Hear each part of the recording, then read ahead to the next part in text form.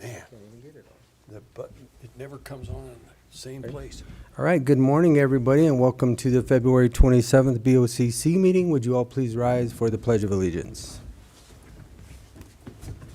I pledge allegiance to the flag of the United States of America and to the republic for which it stands, one nation under God, indivisible, with liberty and justice for all. Oh, yes. All right, again, welcome, everybody. The first thing we have on our agenda today are our minutes as usual. Gentlemen, do we have any additions or corrections? No, I don't. I move to approve the proceedings of Board of County Commissioners for Tuesday, February 20th, 2024 for Montezuma County, as presented. Second. It's been moved and seconded to accept the proceedings of the Board of County Commissioners, Montezuma County, February 20th, 2024. All those in favor? Aye. Aye. Aye.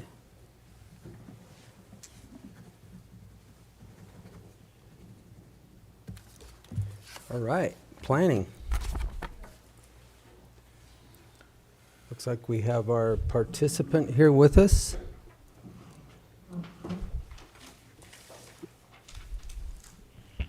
So we have a discussion today as it's related to a variance application submitted by the Ute Mountain Ute Tribe. Heather McDaniel is here with us. So Don, if you want to give us an overview, and then we'll go from there. All right, this is a variance application for the setback distance from the CDOT road right-of-way. It's on the existing Woody's gas station convenience store building. The Ute Mountain Ute Tribe bought that parcel and the one behind it. So the tribe is proposing to use that property for their grocery store, and some other items, commercial kitchen, cooking classes, nutrition classes, business development. But with the expansion of that building, they're looking to add an addition to that building, thereby it no longer being grandfathered in. So it would require a setback variance instead of the 50 feet for a commercial property to existing is like 2.7 feet average. Okay. Did you have something in? Or, Well, I'll let you guys talk about it first, yeah. and then. I want to go ahead and give Heather the opportunity to present what she wants, and then we'll get going from there. So Heather, if you will, take it away. Yeah, as Dawn alluded to, we are the Ute Mountain Ute Tribe has decided to. They purchased Woody's a couple of years ago, and it's been completely shut down for that same amount of time. So they were contemplating what to do with that building. With the new grocery store where it was previously located, it wasn't buildable with the budget we had. And the Woody's building presents a unique situation. One, we can use an existing building before it completely falls apart, and create a really great space for the Ute Mountain Utes. But it also has access to utilities, access to the highway, and it presents a unique situation for the tribe to build that small grocery store that they've been looking for many years, but also more of a community gathering space, a vending location, and again, really using what is currently a bit of an eyesore for a building and turning into something quite amazing. And happy to share some renderings of what we're aiming towards. But I realize working with Dawn and Jane that there are some setback challenges that we're dealing with, hence the variance application. And we are trying to push this as quickly as possible because of the funding that is backing this grocery store. Okay, because this is, I mean, from when this was first presented, this is nothing anywhere close to what was described, correct? I mean, it was in Toyoak, and then it was north of the casino, and now it's not even, I mean, this thing has jumped around for the last 3 years significantly. Well, yeah, I'm not disagreeing with you on that one at all. I think I was in front of you guys last year, and this location was actually located north of north of the Ute Mountain Ute RV Park, in the field on Ute Mountain Ute tribal lands. This time it's on tribal fee land, so they purchased Woody's a couple of years ago, and it is moved. And the reason it is moved is because the EDA budget we are functioning with doesn't have a lot of wiggle room. And this building in particular has some amazing opportunities to utilize what's already there infrastructure-wise, and really create the business that the tribe is envisioning. Okay. Ian? You know, this one's super concerning to me, just from a legal perspective, because I mean, we're talking about a huge encroachment on our setback requirements along a major CDOT right-of-way. And I think that if you grant this variance, you could conceivably cut deeply into the land use code. I mean, there's nothing particularly unique about this situation. I mean, I certainly appreciate the tribe's need for a grocery store, and I think it's great that this building's potentially going to be utilized. But again, the precedent that you would set by doing this would be significant. Right, and that was, as I was looking at the application, Heather, reading it, and I actually drove down there and looked at that, and that, if it's 2.7 feet is probably marginal, but, just looking at the fence line, it looks like it's right up against it. So it doesn't even come close to complying with the land use code. Now, obviously, if it was just going to be the structure as it currently existed, grandfathered in, that's one thing, but looking at this expansion that you've sent to us, I mean, I would say almost doubling the size, is that correct?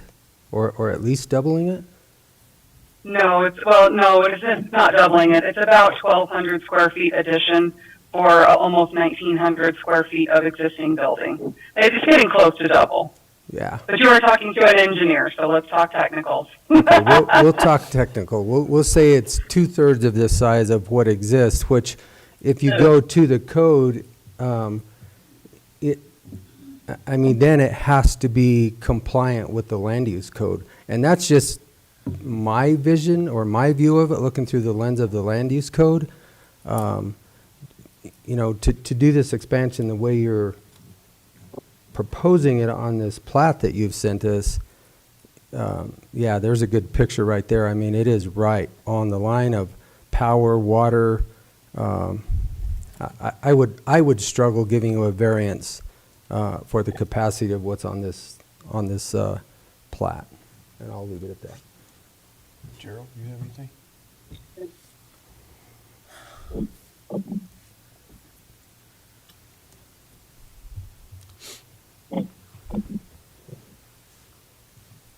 So the expansion's gonna hook right onto this old building, that's their plan, to the east? Kind Directly of to the east, is that? north. It'd be the north. North wall of the existing If you building. look at that, have you got that plat? I'll look at that plat for you. As a rendering. Right here. So that's the existing building to be to the north and we can butt to the east. But here's the issue, and that's still not 50 feet. Even the new portion of it's not 50 feet. It's not. And the addition would sit back, I don't know, roughly 20 to 30 feet from the CDOT right of way. Which still isn't compliant with the land use code. Right. Even where it sits. Yeah. So the option I did present to her was if they wanted to use the existing building, they could, and build a separate building meeting the 50-foot setback. Obviously, they wouldn't be connected, but they could utilize the existing building that way, but it wouldn't be tied to the new addition.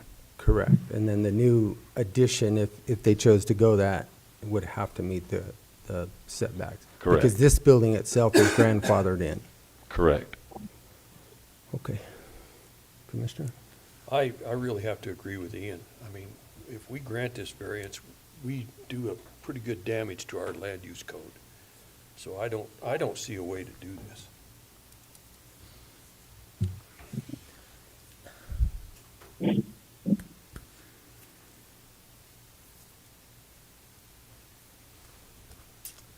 I guess, in my mind,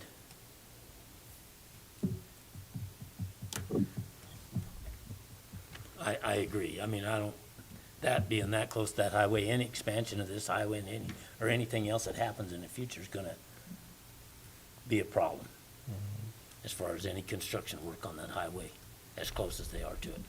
I guess I would, yeah,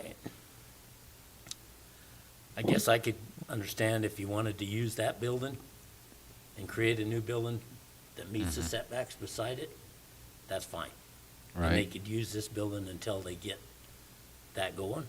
I could go along with something like that. But Because what I think we- they could do that legally, because it's there and it's grandfathered. But as Right. far as just us granting an expansion on this, as much out of compliance as it is, I have to agree with the other two commissioners that it's a little far-reaching. Is that, Ian, what, Yeah, I mean, I think, I mean, anytime you grant a variance, you're cutting into the land use code. And my advice to this commission has always been, if you're going to grant a variance, you've got to be able to distinguish that situation from other situations that just happen to appear. It's got to be a very unique circumstance, because otherwise, if it's not, then you run into a situation where folks are going to come and ask for a variance along the CDOT right away all over the place. And there's nothing different from this one than any other one that might be asked for. And so, you set yourself up for a difficult situation where all of a sudden you don't have a commercial setback along a CDOT right away anymore that you can really enforce.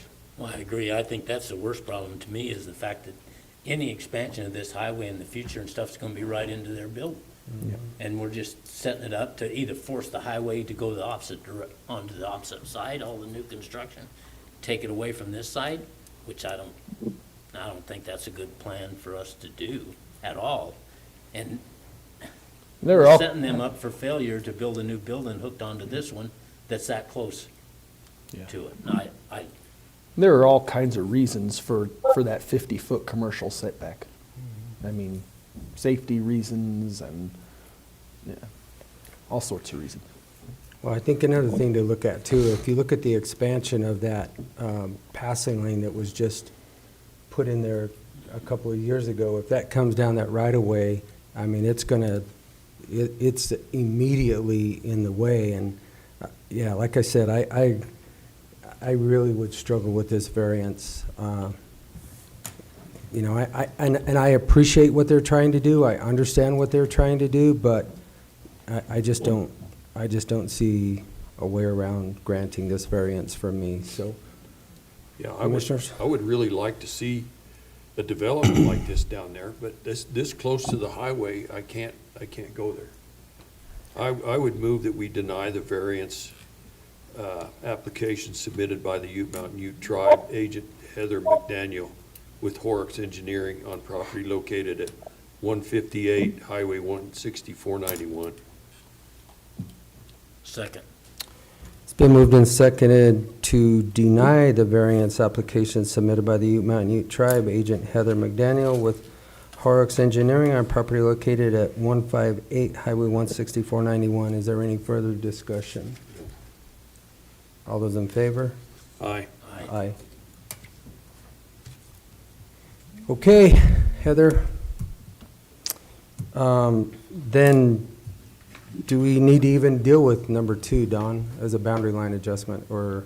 Heather, that's up to you if you still want to proceed or pursue the boundary line adjustment to increase that Nope. acreage. Please proceed with the boundary lot line adjustment. That needs to happen regardless, and we'll revisit the addition. Okay, that's kind of what I figured, but I just wanted you to make that determination. Thank you, sir. Okay, Don, go ahead. So, yeah, so the tribe is requesting a boundary line adjustment between their two properties. The existing Woody's property is 1.9 acres gross, and they're looking to expand that to a total of 4 acres, leaving the remaining 14.5 acres with their other property. So then it would be compliant with at least the 3 acres in there. Yeah. Correct. Okay. And that allows for another building, a whole nother 2 buildings, plus a new septic system without having any encroachment setback issues, because that 50-foot setback would still exist all the way around the perimeter of this expanded lot. So this then gives them that room to meet Yeah, those required setbacks? Okay. Correct. I have no problem with this. Questions, Commissioner? It makes it just a little over 4 acres now. Anything you would like to add, Heather?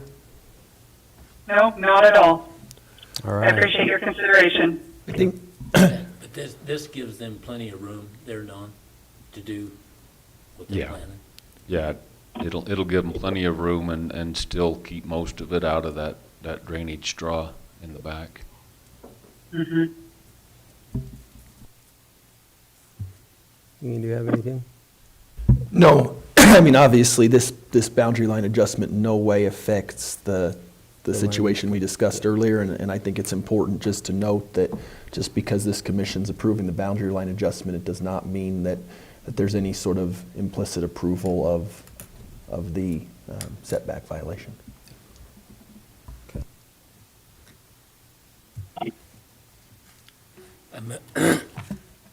Excuse me. I move to approve this boundary line adjustment application submitted by the Ute Mountain Ute Tribe, Agent Heather McDaniel with Horrocks Engineering, property located at 158 Highway 160-491, Cortez. Second. It's been moved and seconded to approve a boundary line adjustment application submitted by the Ute Mountain Ute Tribe, Agent Heather McDaniel with Horrocks Engineering on property located at 158 Highway 160-491. Any further discussion? All those in favor? Aye. Aye. Aye. Okay, that one is good to go, Heather. Thank you, sir. I appreciate it. Yep. You have a great day. Thanks, you All right. too. Have a Thank good you. one. Bye-bye.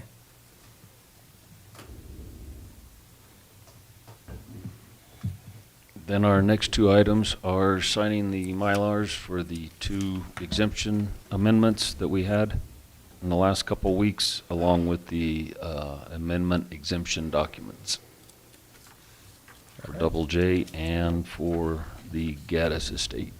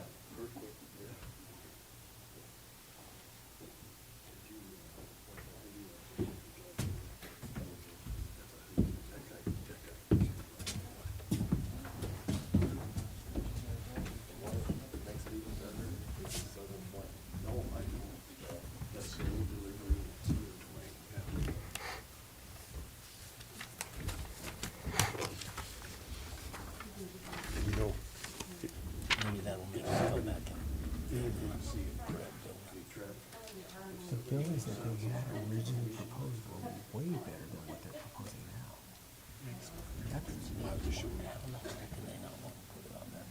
The golden tennis. Exactly. They're doing no more than changing it from the truck stop. That's it, yeah. The truck stop side. That's it. Doesn't make any sense. That's all we have for today, unless you got questions, issues. I have none. Commissioners, do you have any for 'em? No, All right, all right. Okay. thank you, appreciate All it. right. Thank you, guys. We'll see you next week. Okay, here we go. Ready? Yeah, anytime. All right, next we have our public comment session. The Board of County Commissioners welcomes you to this meeting. Person speaking during public comment will be limited to 3 minutes, or depending on the number of people wishing to speak, it may be reduced to allow all the members of the public the opportunity to address the board. When addressing the board, please state your name and address for the record prior to providing your comments. And comments to individual supervisors or staff are not permitted, and participants may not yield their time to others. With that, the public comment session is open.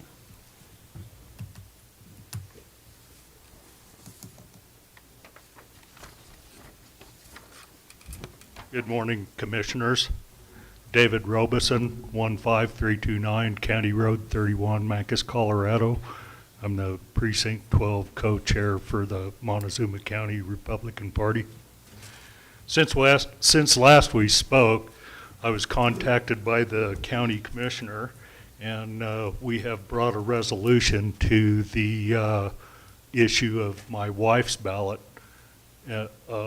name being purged from the roll. Upon further investigation, I have found that it was the policy of the Secretary of State not to allow the county commissioners to purge deceased voters from the rolls, but that was reversed after someone filed a lawsuit to make her change that policy. So it's of no fault of our county commissioners, but it still raises the question of why our Secretary of State would put a policy contrary to the law in place to prevent purging of the voter rolls. And I think that there needs to be further investigation into her office. We have obtained a copy of the voter rolls for Montezuma County, and we're going to go through those and look for other discrepancies and irregularities, and when we find them, we'll bring them to your attention. I have here in my possession the paperwork necessary to remove Anna's name from the voter rolls, and after this meeting, I'll go across the street and take care of that. So thank you for giving me the time, and you can look forward to hearing from me again. Thank you. Thank you. Next.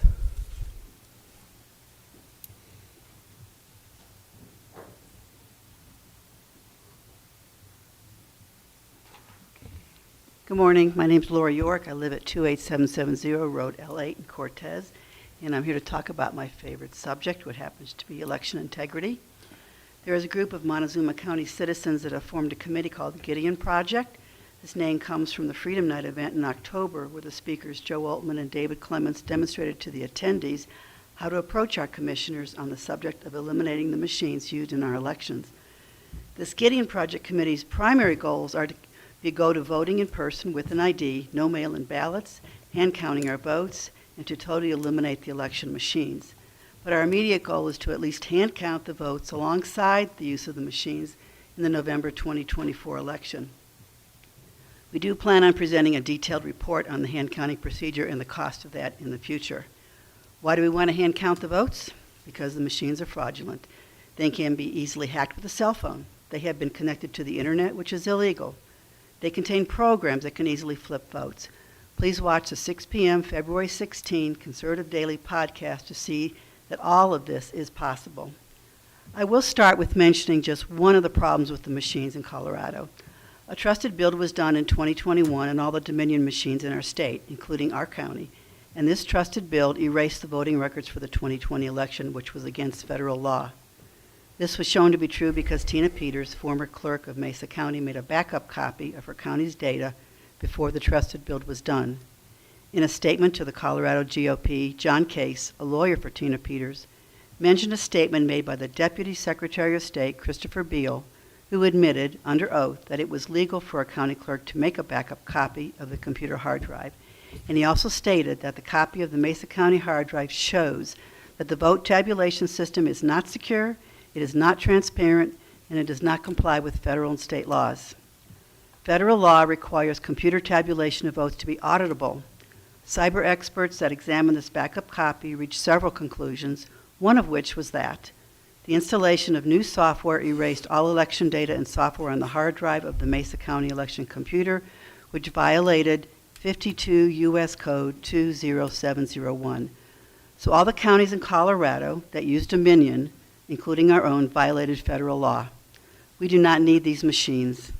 If you care at all about the fate of our country, you must care that we have free and fair elections. We cannot control what happens in the rest of the country, but we can control what happens in our own county. Maybe we can be an example to the rest of the state if we agree to at least hand count our votes. If you haven't yet, please watch the documentary Let My People Go that was given to you last month. Thank you. Thank you. Next.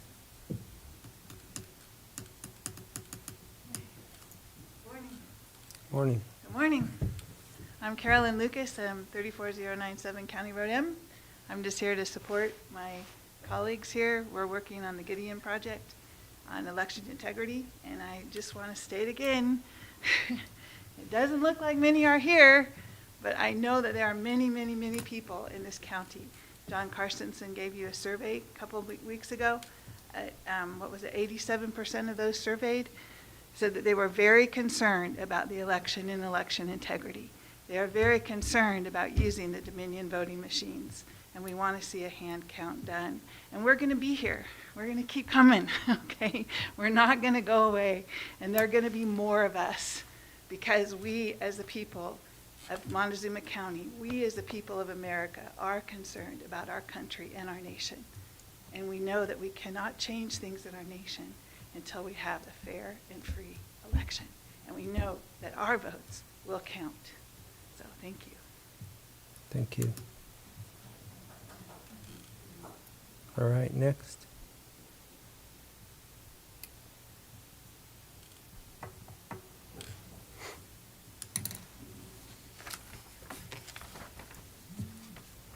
Okay, seeing no other public comment, we'll close the public comment session of this meeting, and we are going to jump right down into unfinished business.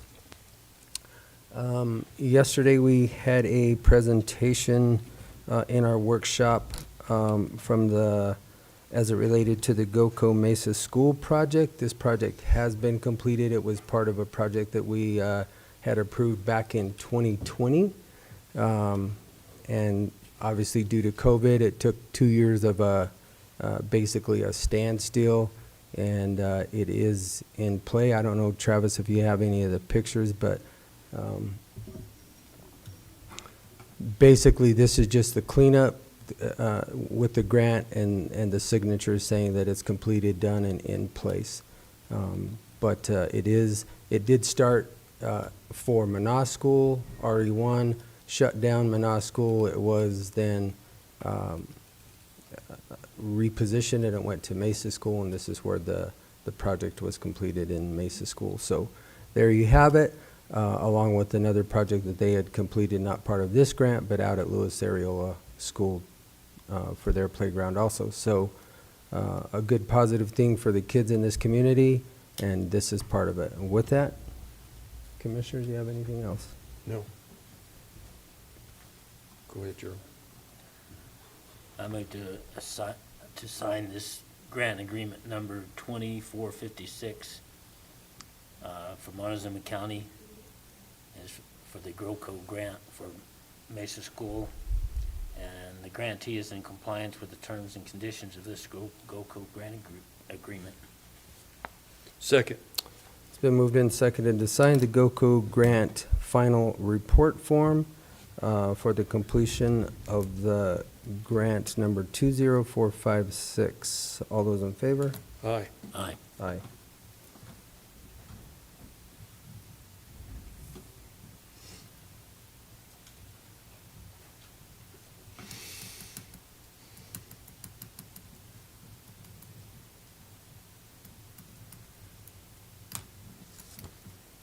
Okay. We actually had a discussion yesterday also as it related to the exemptions. I'm not sure, gentlemen, if we want to make a decision on this today, but we can, if you want to pull those up, Travis, show the exemptions that were talked about yesterday. Or we can make that decision today. It just kind of depends on, gentlemen, what you want to do. I know that we don't have the final numbers in, so I'm not sure that it would be prudent to make that decision today or not. However, if you look at this, the exemptions, can you make that a little bigger, Travis? Can you guys see it? These are the exemptions that we can place on the sales tax, and if you go down below, there's a whole list of other counties in the state of Colorado that have dealt with these and what they have. We were looking yesterday mostly at Montrose, Mesa County, Delta County, of what they exempt out of their taxes. Delta County exempts item number E, which is only ag equipment. Montrose County exempts nothing out of any of these exemptions, and Mesa County does almost just the opposite. I think they exempt basically everything but Q, which Q is the marijuana, sales on retail marijuana and products. So we had a pretty robust discussion on this yesterday, and I don't think we have the numbers back to see what it would or what it wouldn't do. So further discussion, gentlemen. Well, I think we have to wait until we figure out the numbers before we can make a decision on what these exemptions. Yeah. I agree. I mean, there's some other numbers we have to gather. So So we will push this down the road until we get the other numbers that are, so that we can actually see what it will or will not bring as far as revenue. So no decision will be based on that today for the exemptions of the PSST. Moving right along, we have a decision related to the Homeland Security Hazard Mitigation Grant Generators. This is something that we've been talking about for the last several years. We had applied for this grant for the 5 generators throughout the county because of product availability, so on and so forth. We were never able to get these put in place. However, now the market chain has gotten better, and now everything is ready to go. So this is a grant for 5 generators throughout the county. We were able to get the generator put here on this administration building so that we were able to quit frying all of our IT components in the lack of permanent power because it was creating a lot of fiscal cost to us by frying all these components. Is there anything I missed? No. You got it. I move to sign this letter for grant award DR-4498-18F of the HMGP 4498 grant program. Did you get all those numbers? With the Division of Homeland Security and Emergency Management in Montezuma County for total budget's $154,249.60, no, $170,000, $486.40, $16,236 is our match. Second. So moved and seconded to accept the Division of Homeland Security and Emergency Management Grant Award, grant award number DR 4498-18F of the HMGP 4498 grant program. Any further discussion? All those in favor? Aye.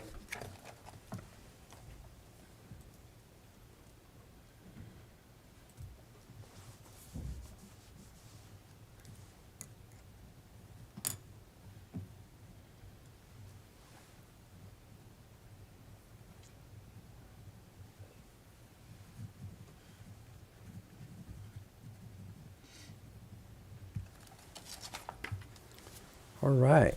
Then we had also presented to us yesterday a jail-based behavioral services, the JBBS grant. Mr. Dobry came in, our grant writer. Miss Martin was not here with the SO. And this again is an award of $314,000 for behavioral health administration. Ian, do you have anything to add on this one? Yeah, I mean, this is just the application, and that's the amount that we're asking for, the $314,191.82. I don't really have anything to add as to the Okay. substance. Right. This is just a grant application submission form. I move to approve this application submission form between Montezuma County Sheriff's Office and the JBBS, Colorado Behavioral Health Administration, in the amount of $314,191.82. Second. It's been moved and seconded to accept the Montezuma County grant application submission form to the Jail-Based Behavioral Services, JBBS grant, in the amount of $314,191.82. Further discussion? All those in favor? Aye. Aye. Aye.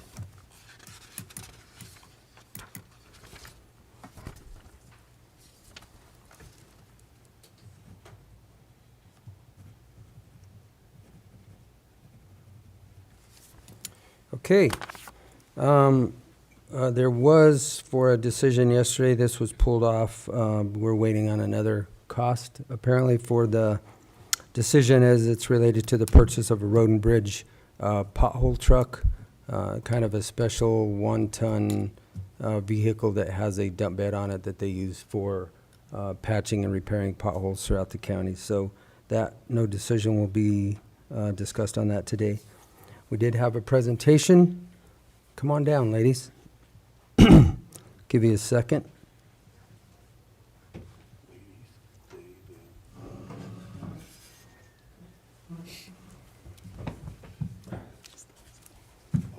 Good morning. Thank you.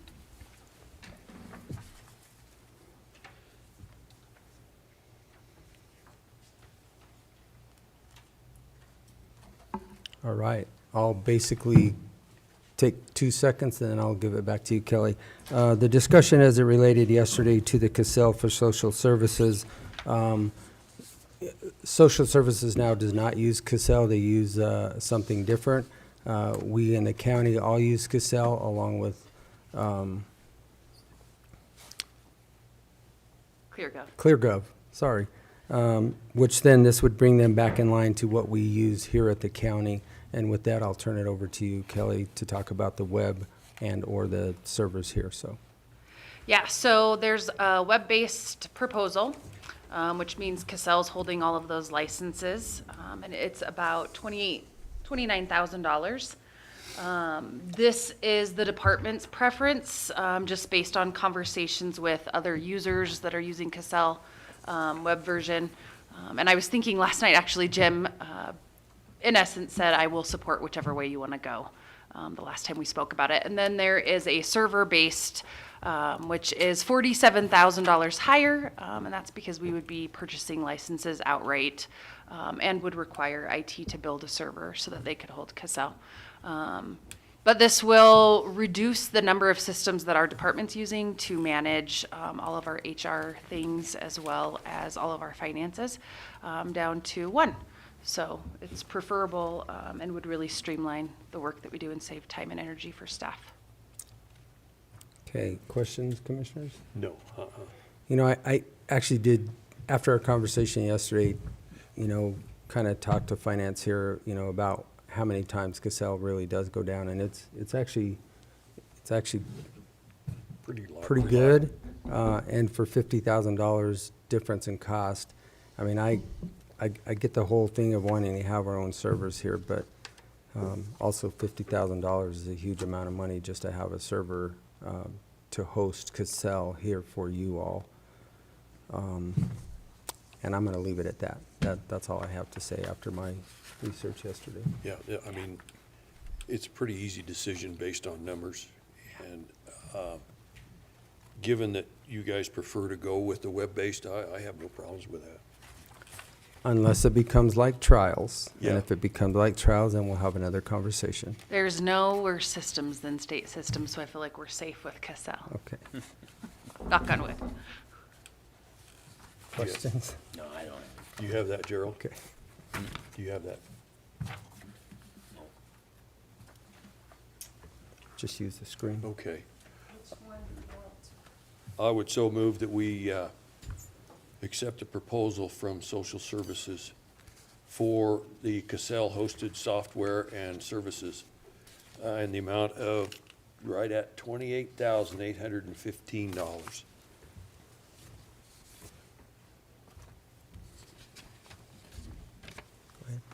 Second. Okay, it's been moved and seconded to accept the Cassell hosted software and services proposal for Montezuma County Social Services for a web-based program in the amount of $28,815. All those in favor? Aye. Aye. Aye.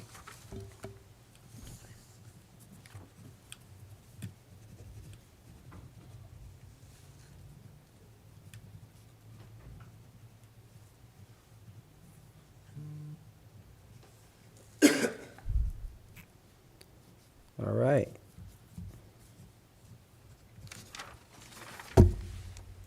You can have this one back. Okay, Kelly, go ahead. We also had a discussion yesterday on the application for the AmeriCorps member. Yeah, so just seeking out an AmeriCorps member to serve our community as it relates to our adult and aging population, to really understand the layout of services, what services we have gaps in, the needs of the community, and really calling to action all of the service providers that are working with our aging population. We know that population is going to grow, and we certainly know there's a lack of services and supports. Our adult protection team is faced with that lack of services and supports daily, and so that AmeriCorps member would work to help support our community, increasing resources for our adult and aging population. Questions? No. I think this is a good idea. See what happens. Give it a try. That's fine with me. Okay. I would so move we approve the application for the AmeriCorps member for social services. Second. So moved and seconded to accept or approve the application for the AmeriCorps member for social services. All those in favor? Aye. Aye. All right, now we have an update, and then also too, if you guys want to, or do you want to go through this first? We can take care of this real quick. Yeah, let's do it. All right. Go ahead, Commissioner. I would so move we approve the minutes of the session of proceedings for the Board of Social Services for January 23rd of 2023, and also the financials in the amount of $1,452,176.17. I think we should change that to 24. Instead of 23? Yep. Yeah, it We is should be- 24. Should be 24. First line, I can strike through it and put 24, yeah. right at the top. Yes. Second. It's been moved and seconded to accept the record of proceedings for January 23rd, 2024, along with the payables for the Department of Social Services for the month of February in the amount of $1,452,176.17. Any further discussion? All those in favor? Aye. Aye.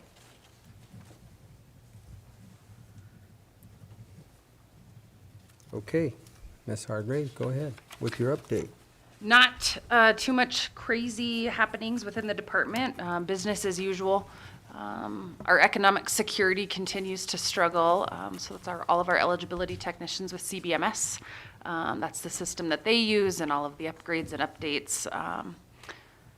On Friday last week, it was down for 3 hours, and staff, had to find alternative activities because all their work's on CBMS. The state is talking about anybody who qualifies for low energy assistance program, which helps with utilities.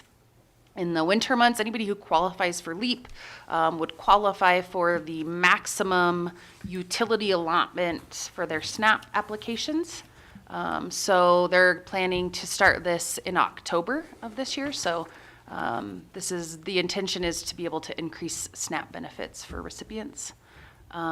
So we should see likely the numbers in our SNAP line item increase in October when the state mandates that anybody who qualifies for LEAP gets a maximum utility allotment. It's unique in that even people who aren't paying utilities or potentially are unhoused would still get that utility allotment. So that's coming down the pike in economic security. Child support is rocking and rolling. We are running our first APA case, and that's us establishing child support without going to court to do it. It'll be a nice process change, and we're working through the kinks. La Plata County's been super helpful with our staff in teaching and answering questions about APA. Fraud's trucking right along. We have one team member in fraud, and he has worked diligently to reduce the backlogged cases, so he's reduced it by 50%, which is great news.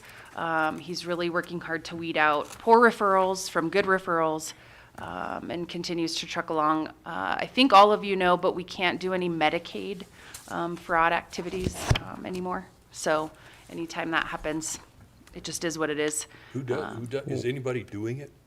Medicaid fraud? Yeah. Why- No, we can't investigate or get IPVs or get those funds back per the state. HICPUF said, nope. So we don't track down Medicaid fraud referrals anymore. We are doing Colorado Works, OAP, SNAP, all of those fraud referrals, but not Medicaid. That happened since the PHE, public health pandemic. But he's doing great. It's going really well. And he's getting quality referrals. So he's weeding out referrals that often he's chasing that don't make a ton of sense, that aren't necessarily fraud. So it's freeing up his time to work on good cases. Child welfare continues to truck along. We've had a busy 2 months, but all is well there. Adult protection, same thing. They've had busy months, have lots of open cases right now. Nothing too crazy going on there. I would say the biggest update for me has been the variety of work, but the health department is working on conducting a community-wide health assessment within the community, and have asked me to participate on the advisory board. I will do that and help support those efforts over the next 4 years. And that's it, just trucking right along. Very good. I'll give you a quick update, and thank you for being at your computer or wherever you were at, responding to my questions as I was sending them to you as I'm voting for Health and Human Services. So I'll just go over the top 7 bills. There were several others that we discussed, but these were the new ones that came into play. On House Bill 241120, and I think I emailed you on this one, we took a amend position on this one because of the work that still needs to be done on it. House Bill 241216 supports for youth and juvenile justice systems. We also took an amend on that. Lots of And- amendments? Huh? Lots of amendments? Yeah. Lots of amendments. Okay, Yeah. good. So, Good. everybody in the room felt that it was better to be at the table with amendments than just to strictly oppose it, because otherwise it gets passed and then we just get what's Whatever they handed give down us. to us. House Bill 241223, improve access to the Child Care Assistance Program. We also took an amend position on that for basically the same reason. We took a support on 241237, the programs for the development of child care facilities. And that's going to come with a fiscal note. As soon as they have the fiscal note that's coming with that, then we'll actually take an official position. But right now, as it is, in the way it's written, we took a support position on that. That'll hold the county for 50% to a 25% match. Yeah. So, but the entire fiscal note is what we're waiting on. Senate bill from Senate now, 24040, the state funding for senior services, unanimously took a support position on this one. 24125, the interstate compact for the placement of children, we also took a support position on that. And 24136, the Uniform Guardianship for Conservatorship Act, we took an amend on that, basically for the same room to stay in the conversation to get the amendments to see what will happen. On that bill table, if you sign into CCI, you can see all the other bills that we actually discussed and took positions on those, waiting for amendments. One was PI'd, 241088, the modifications to the Child Fatality Prevention Act. We had opposed it in the beginning, and that actually got PI'd, so that one's dead. Good. And Thanks for the update. that's all I have. And I have it here if I went way too fast for you, but. No, that's great. Okay. Aligned with much of what I sent you. Thought I'd bring you up to speed because it moves so fast in Yeah. that room. It's hard to email you back and forth as I'm sitting there, but I did want to let you know that, which is going to be part of my report anyway, so just taken care of. Perfect. All right. Thank you. Anything else, gentlemen? Thank you. Okay. Appreciate it. Thank you, ladies.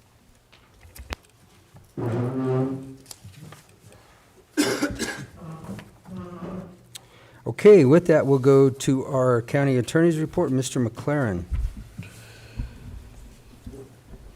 The biggest update I have from this week, I spoke with our insurance company attorney regarding the jailhouse death involving Kelroy Newman. That case has been going through the discovery process, and basically what they were set for on February 9th was what was termed a final pretrial conference. Just to give you guys an idea of how long civil litigation takes. That final pretrial conference was converted into a status conference. At that status conference, the parties agreed to extend the amount of time that discovery will take. And so at this point, new deadlines have been set. The discovery cutoff will be May 30th of 2024. Motions will be due in June of 2024. And we'll have another final pretrial conference January 17th of 2025. And so, in other words, there's going to be a lot more discovery and a lot more time before this thing really gets in front of the court, if it does. But again, I think this is just indicative of how long civil litigation can take. It doesn't happen fast, and deadlines often get extended. In this case, extended about a year. So, other than that, I did yesterday receive an email from the state investigator working on our case involving the Montezuma County Fair and the allegation of discrimination in the poultry contest there. We had submitted our statement to the state back in early January. I had not heard from them, and just yesterday I did get an email from the investigator that contained the rebuttal that the complainant in that case had filed. We've got a cutoff deadline of March 8th to respond to that rebuttal, and then after that, the state will issue its final decision, or its final letter of determination is what it's actually called. So I'll get to work on that, and other than that, I don't have anything to report. Okay, thank you. Mr. Anderson, we have some financials that we need to approve. So, really busy week, lots of meetings. We're on the downhill slide of the public safety sales tax, and also had some good conversations this week with some people as it related to the 2024 budget. Let's see, Thursday and Friday, all day, CCI. And as Commissioner Candelaria will tell you, it was taxing and long and lots of discussions. One thing that has come up over this week from ACCA, based upon some news articles, is the sanctuary, non-sanctuary counties and resolutions. Some people have, or some counties have resolutions, some don't. It'd be up to the commissioners if they wanted to create a resolution or not. So I have not yet responded to the request for if we have one or if we don't, and where we stand. I think it behooves us to create a resolution stating that we are not a sanctuary county, and haven't been and will not be. I agree. And I equally agree. I mean, we've had this conversation. I actually had a call from a school board member this weekend, concerned about this because of the potential or possibility of them getting into the school system and then costing a lot of money for the school systems. I think we've openly expressed it several times in here that first of all, we don't have the resources, we don't have the funding available. We just don't have anything that we can offer these people at all. And I think I realize that it's just a statement, but maybe it's time to put the statement down on a piece of paper instead of just in this meeting. So I did read Mesa County's. It seemed very There's a lot of strength in that. palatable. It seemed very strong. And Ian, if you'd look at that and see if we can't maybe put something together and have it, by next week. So Yeah, I'll get that into the packets for next week. okay. And then lastly, gentlemen, I have the financials. So general fund total was $2,304,351.11. Road and bridge fund total, $785,002.41. Public health fund, $214,835.24. Capital fund total, $17,218.34. Administration fund total, $3,008.88. Landfill fund total, $133,519.32. Check register total, $3,457,935.30. Social services, $1,452,176.17, with a total of $4,910,111.47. I move to approve these financial expenditures for Montezuma County for January 2024 in the amount of $4,910,111.47. Second. Been moved and seconded to accept the financials for January 31st, 2024 in the amount of $4,910,111.47. All those in favor? Aye. Aye.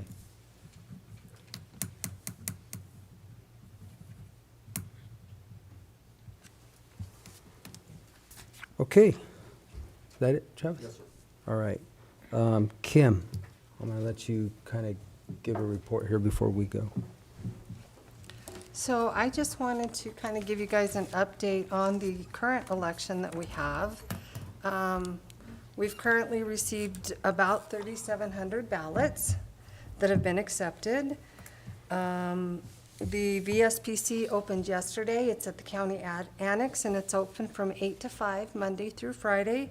We'll be open Saturday from 9 to 1. All of the 24-hour drop boxes were open last night. My husband and I went around and made sure they were all open, had a little dinner in between. So those are all ready to go. And the other thing I wanted to talk about was a couple times we've had public comment related to the voter rolls and our voter integrity and that kind of thing. I just wanted to touch base on what we are allowed to do for a deceased voter. We can't do any kind of anything to a voter's record without that voter initiating that, which of course a deceased person can't. So the only way that we can make any kind of a change to a voter registration is if we have matching criteria. So, excuse me, the situation was that the death certificate that was presented did not match the voter registration record. So I can't, just because somebody comes in and tells me that this person is deceased, I can't do changes to that voter registration.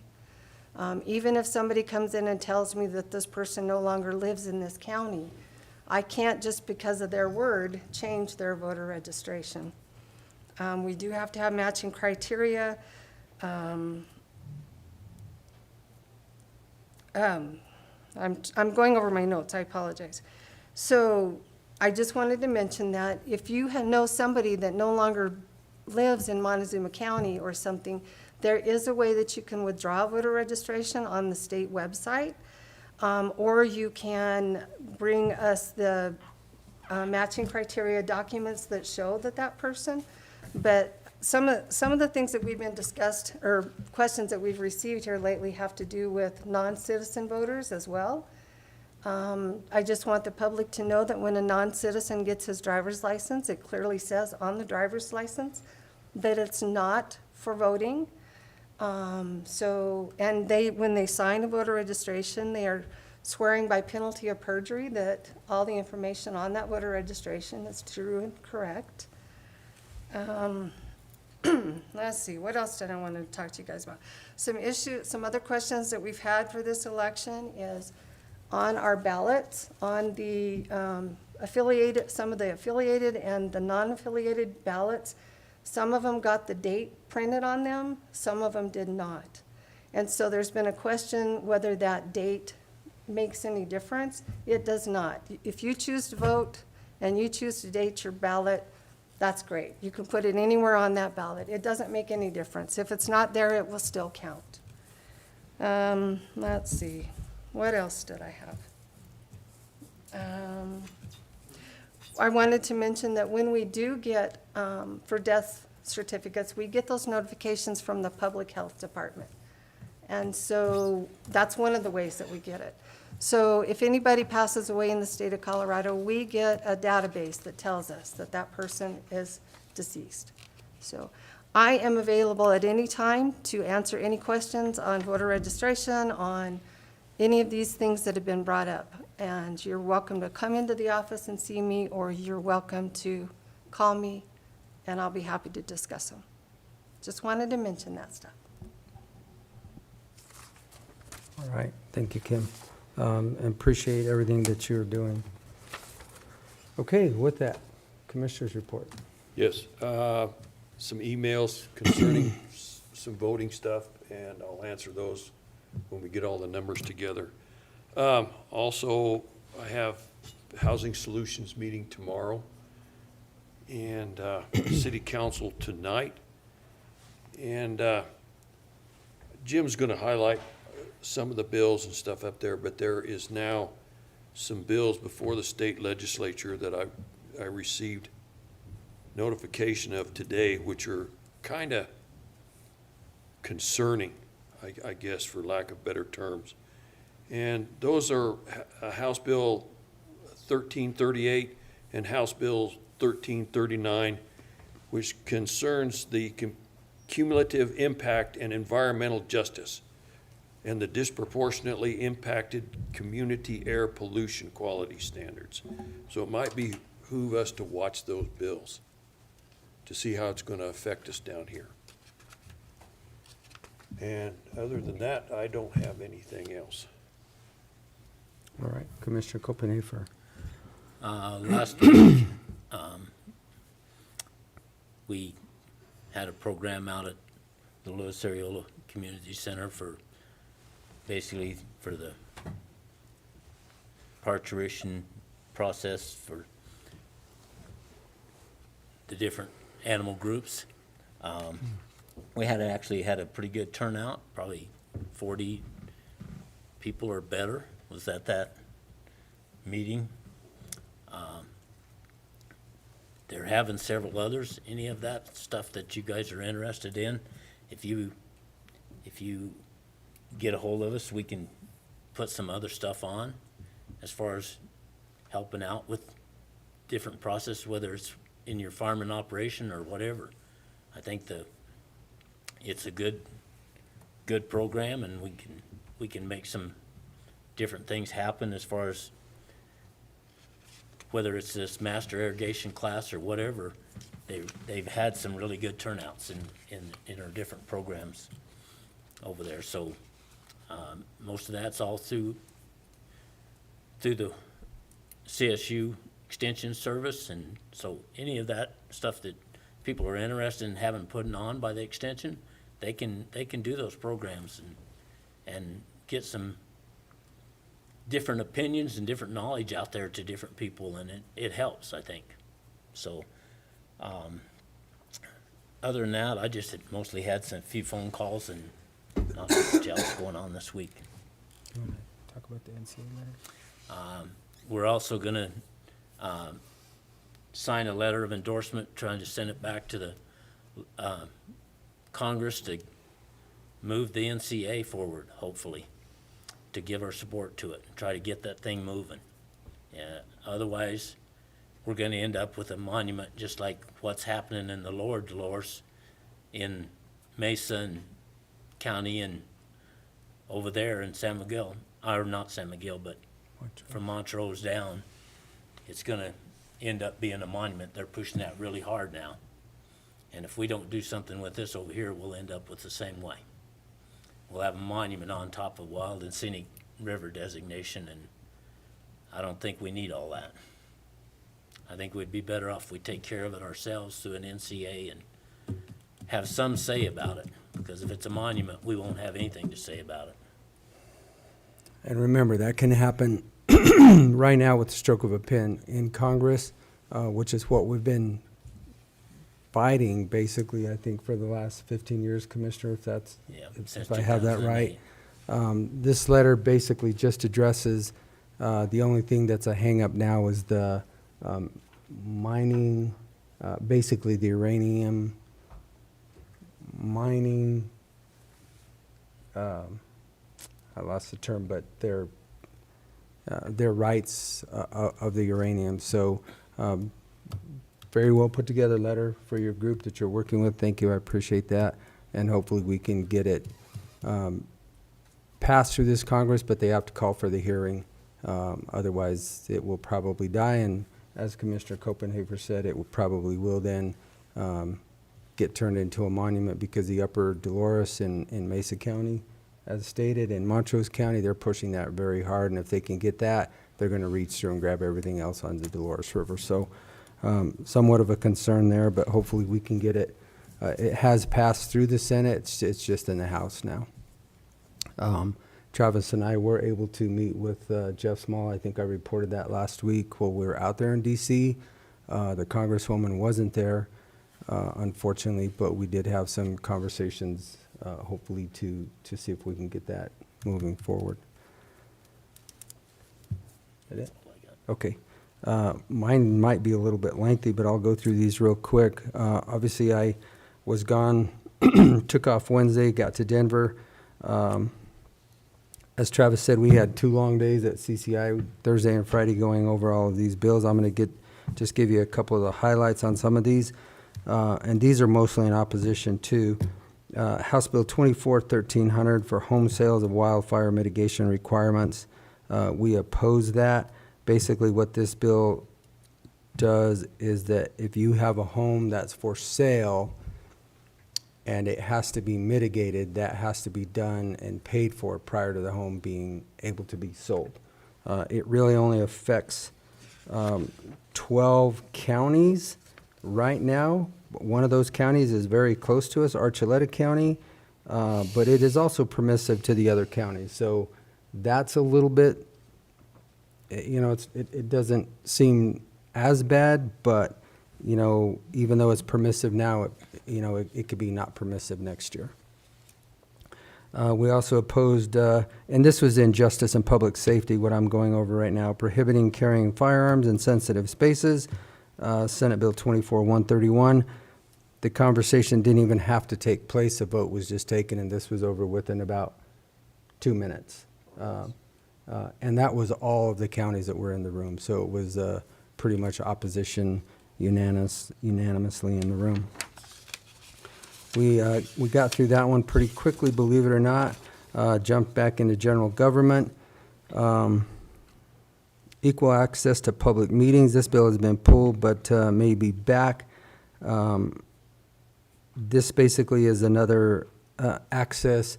So even though we have access with broadband here, and we do have people that can comment online, it would now be basically a requirement that would have to be up and available all the time, so that if you didn't want to be sitting in the room where public comment, that you actually had the access to do it all of the time.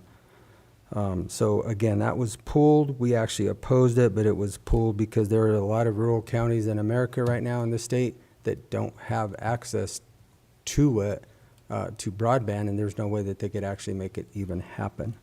We are fortunate here right now. We took an opposed position. House Bill 24-1114, the pet animal facility requirements before euthanasia. If you want to talk about this one, Commissioner, I mean, it just, anyway, you can look it up. 1114, obviously took an opposed position on that. And then quickly went to tourism, resorts and economic development, TRED. We took an amend position on House Bill 24-1287, the access to state grant opportunities. And we took a support position on the Economic Development Organization Action Grant Program, and that was House Bill 24-1160. You guys are getting 2 days of this in about 5 minutes, so obviously you can ask questions later on. Took a support position in tax and finance to county revitalization authorities, House Bill 24-1172. We took an opposed position on House Bill 24-1299 for the short-term rental unit property tax classification. Leslie could talk about this more. Right now, the short-term rentals, depending on how it's worded in there, of 30 days, how they can get around paying the property tax. They're still being taxed under a residential rate. Let's see. Real property valuation, Senate Bill 24-144, took an opposed position on that, and stayed in an opposed position on House Bill 24-024, the lodging tax reporting on sales returns.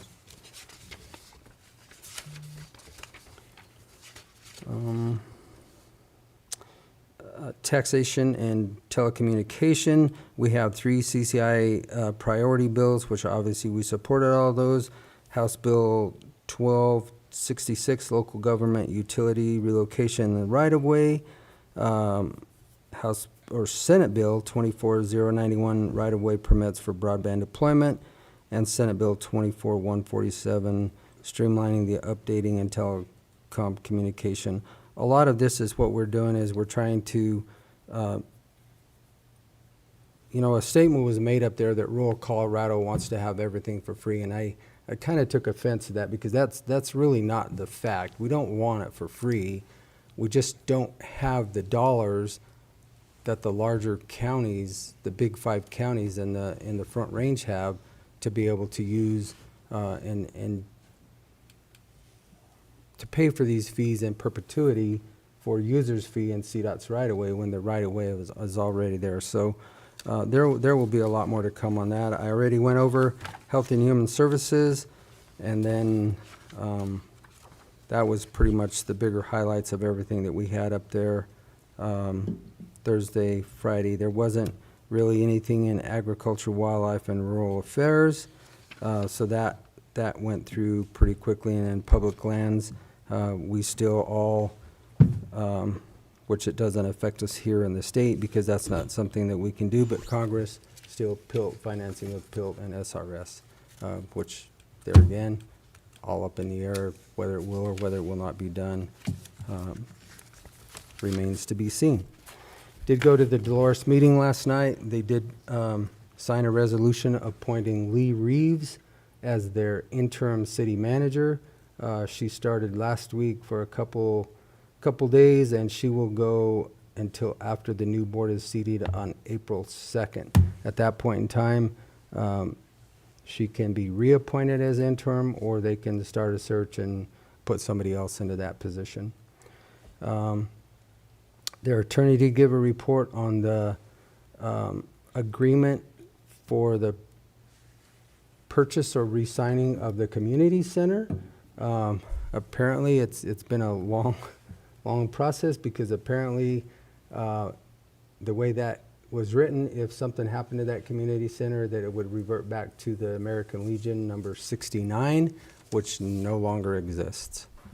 So through about a year's investigation, it was found out that 69 merged with 75, which is Cortez. Cortez says, obviously, we don't want anything to do with it, so that closing has been put off until the 29th. The town of Dolores will be then taking over the community center, and all functions will be going through the town of Dolores for the community center in Dolores. They will be adjusting their fee schedule, and more to come on that. They were denied the DOLA grant for their water rehabilitation because DOLA said if you're not willing to put any skin in the game by not raising your fees, we're not going to fund you for anything. So it was basically put back to the town of Dolores to say, you've got to raise your fees or we're not going to help you fund anything on this project for your infrastructure upgrades. And those were probably the big highlights. And with that, I've spoken long enough. So, Motion to adjourn. Second. been moved and seconded to adjourn this February 27th, 2024 meeting. All those in favor? Aye. Aye. Aye.